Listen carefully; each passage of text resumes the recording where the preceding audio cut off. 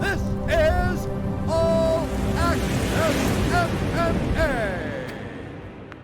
We got the Renegade, Jerome Rivera, back here on the program. He's going to be back in action at UFC 264 on July 10th. Jerome, how's it going, man? I'm doing great, James. How about yourself? I'm doing great, but I'm not going to be fighting on the same card as Conor McGregor, man. How excited were you when you found out you were on this card, first off? I was pretty excited about it, especially hearing that they're going to have a full crowd, especially hearing that it was in the United States. You know, Abu Dhabi was fun, but I'd prefer to fight here in the country, so I'm super happy about it. Yeah, and plenty of notice by the sounds of it, too. It seemed like you knew about this fight a while ago. I'm assuming you got a full camp for it. Yeah, they let me know about this fight since pretty early on in March. So, you know, I've been in camp for about 10 weeks now officially. Pretty much been training since about 2 weeks after the last fight. So physically I'm ready to go. Mentally just sharpening up, getting ready for the big day. Got to quickly talk about that last fight against Ode Osborne. I know it didn't go your way, but what did you take away the most from that one that you're bringing into this fight? You know, two things. You know, short notice fights aren't always the best setup, especially when you're starting off 0-2 in the UFC. But, you know, I took a risk. I still would do that decision again if I had another opportunity. But moving forward, I realized that probably wasn't the smartest choice to do that. But, you know, I believe in myself, and I'd be in the wrong sport if I didn't believe that I could have went and beat him that night. So, yeah, you know, obviously that was the first lesson I learned. And then the second lesson is just you got to be very careful with every single choice that you make in that cage, whether it be a kick, punch, where you move. You know, you always got to be present. You always got to be thinking about the repercussions of every move you make. I threw a lazy kick. I was kind of throwing it out there as a feeler. I didn't turn my hip over, got caught on his shoulder really early, and he capitalized and finished the fight. So, you know, just that's one thing I've been emphasizing now, turning the hip over on those kicks and committing to everything that I do. And you're back at flyweight, which is great, which is, I know, sort of your optimal weight class, right? And that's a division right now that's as popular as ever, thanks to Brandon Moreno, someone I know who's part of your management group, winning the title, right? Yeah. Flyweight seems like it's gotten some good steam around it now. I don't think they're going to be talking about cutting it out from the UFC anytime soon, so that makes me happy. And, yeah, I'm super excited to see Brandon Moreno win the title the way that he did. I think he's going to be a great champion. And I'm really excited to see how the future of the division goes moving forward. There's a lot of really tough fighters there that people don't know about. So let's see how it goes this next couple of years. And I know, again, it might be a future opponent, but how inspiring was that when, you know, seeing Moreno get the title, someone like yourself who, you know, he fought for LFA when he got released from the UFC, came back, won the UFC title. Like, you don't see that happen too often in MMA. Yeah, it's very motivating because when he got cut from UFC and he went to LFA, I had my sights on him for a minute. I'm like, yeah, you know, looks like I got to go fight Brandon Moreno now. So, yeah, just to see that he was able to bounce back, overcome all that adversity, make it back up to the title, fought to a draw. You know, people were probably counting him out for this upcoming fight just because Figueiredo is such a beast. But to go and see him take care of Figueiredo, then it really makes me believe, like, okay, I was ready to fight that guy. I had already had a game plan to fight Brandon Moreno just in case that happened. And to see him do that just makes it feel a little bit more real that I can really become a world champion one day. Let's talk about your opponent here. 13-5 record. What do you know about him? How do you feel like you match up against him here? Very tough guy, you know, super scrappy. Doesn't seem like he's very technical in one area. It seems like a lot of his fights have been over there, like in Russia, on that side of the world, in Europe. I think he's had some decisions go his way because he is the hometown guy. And, yeah, you know, obviously he's a really short fighter, 5'4". I love fighting short guys. I'm 5'10". That's why I like being in this weight class, being this tall. So I'm looking forward to being able to showcase my striking and also showcase my wrestling. I think he's going to have in his mind that he's the better wrestler. He's going to be shooting some takedowns, and I think I'm going to surprise a lot of people. You talked about the move down to flyweight. How is the cut going? I mean, we're a couple weeks away, but it seems like everything's on point. Yeah, the cut's going great. You know, flyweight's been my home. That's where all my fights have been at, is flyweight. I've taken a couple here and there. Like, I think I took my first LFA fight at 135. I took my first fight in the UFC at 135. But flyweight's my home. I'm happy to be fighting at flyweight with the full training camp behind it. So, yeah, I'm really excited. And, yeah, just a side note, my first three, so I fought at 135, 125, 145. So it's kind of, people are probably like, what's this guy's real weight class? But, yeah. Yeah, I know, and not many people have done that. Actually, it's funny, even your last opponent, Ode Osborne, he's going down to flyweight as well, too. So it's interesting that, like both of you have sort of done that in terms of fighting in different weight classes. So, it's good to see that you're finally back home in the right weight class. Who are some of the main training partners that are helping you get ready for this fight? At Latrell MMA, I got my usual guys, Andres Quintana, and that dude is a killer. Like, I don't know how he's not signed to the UFC yet already. He's 18-3.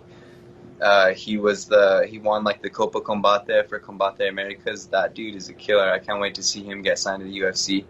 I got Caleb Ramirez, Andres' little brother, Javier Cepeda.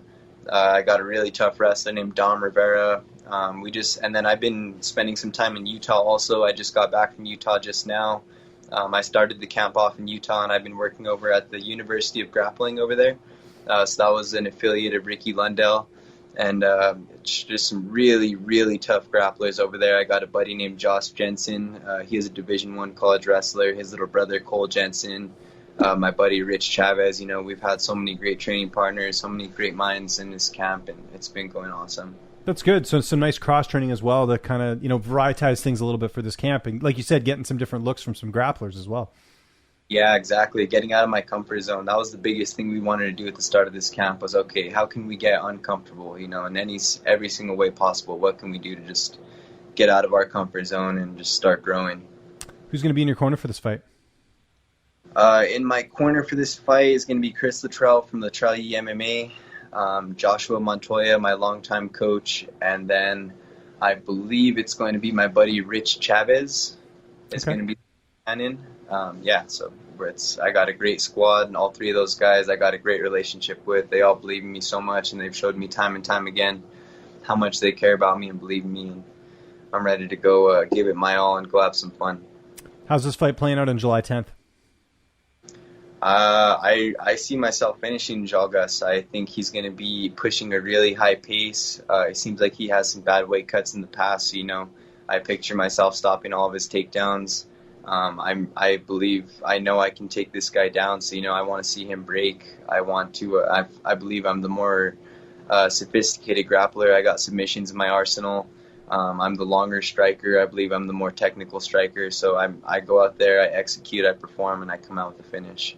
Where does a win put you in this division? Because it's pretty wide open. Like, obviously they have the rankings, but I mean, like, especially like a finish, like that could really propel you up pretty quickly. Because I think outside of Brandon and Davison Figueroa and, some of those guys at the top, it's pretty wide open in getting into the rankings and all that. You sort of look at that the same way?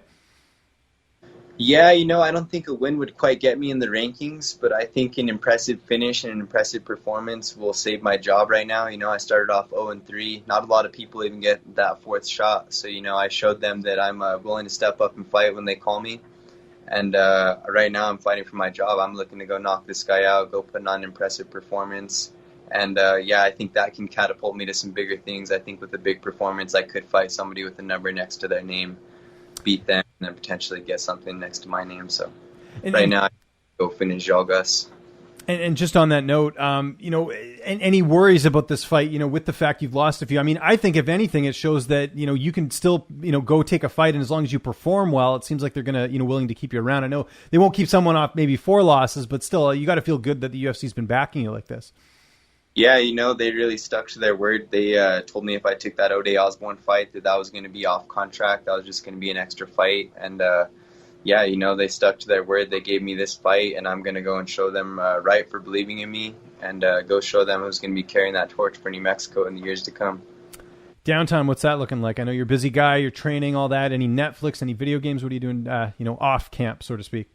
I've been trying to make time for video games, but I get so dang busy. I'm like, I don't have enough time in the day sometimes. It gets to about 10 o'clock at night, and I'm like, okay, do I want to play Call of Duty for a couple hours, or should I just get those couple extra hours? But I've been battling, trying to make time for myself more. When I do have time for myself, it's probably been mountain biking. Oh, cool. I road bike. I'll ride around town on my mountain bike, and then I'll go and find some trails that aren't too intense and do some mountain biking. So yeah, that's been my hobby lately. Are you the guy, do you have the bike pedals that clip in, or do you just have a regular mountain bike? My coach goes with the pedals that clip in. I'm not quite at that level yet. There's some pretty big mountains here in New Mexico that we climb.